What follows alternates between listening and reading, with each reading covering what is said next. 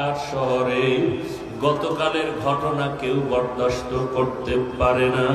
কত মায়ের ঘুম হারাম হয়ে গেল।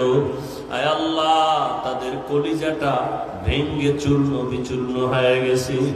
অনেকে সন্তানের খোঁজও এখন পর্যন্ত পায় নাই। ও আল্লাহ, যারা দুনিয়ার থেকে চলিয়া গেল, আয় আল্লাহ তাদেরকে শাহাদাতের উচ্চ মর্যাদা দান করেন।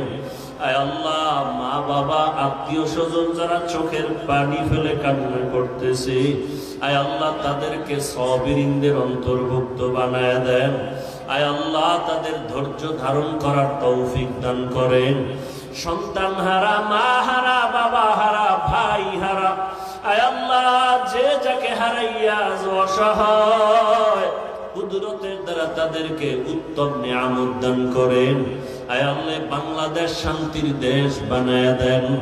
জুলুম থেকে দেশ ও জাতিকে হেফাজত করেন। আয় আল্লাহ, সমস্ত মসজিদ মাদ্রাসাগুলো কবুল করে নেন।